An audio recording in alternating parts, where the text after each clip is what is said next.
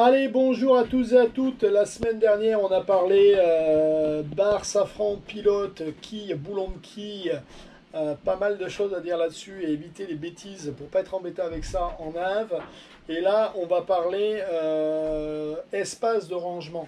Vous vous rappelez que j'ai fait pas mal de vidéos où j'avais dit que pour partir autour du monde en couple, et dans des bonnes conditions, il fallait, si tu en avais les moyens, partir avec au moins un 42 pieds. Un des topics, une des raisons pour lesquelles c'est les espaces de rangement. J'ai une liste non exhaustive de ce que vous allez voir, ce qu'il faut amener quand on part autour du monde. Vous allez voir qu'à un moment donné, il faut les loger dans le bateau. Et quand tu es dans un 30 pieds ou dans un 32 pieds à deux, que tu as amené déjà tout ton matériel et que tu as tout ça, tu vas voir que c'est pas évident.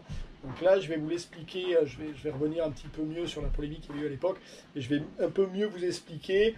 Il y a pas mal de gens qui m'ont suivi, d'ailleurs que j'ai recroisé quand j'étais les bateaux avec moi, qui m'ont dit putain Steph, même 42 c'est trop petit, hein, tu aurais dû me dire plus gros. Donc vous voyez où on en est. Allez, je reviens de suite là-dessus. Je vous rappelle que vous avez donc deux packs vidéo, le pack des vidéos techniques à prendre sur tout ce qui est la gestion du bateau, si vous comptez partir autour du monde, les mouillages, les coups de vent, la météo,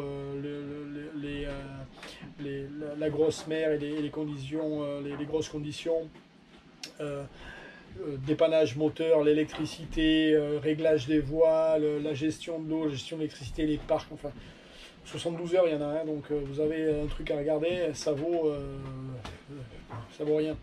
Allez, on continue et là on est sur l'achat d'un bateau.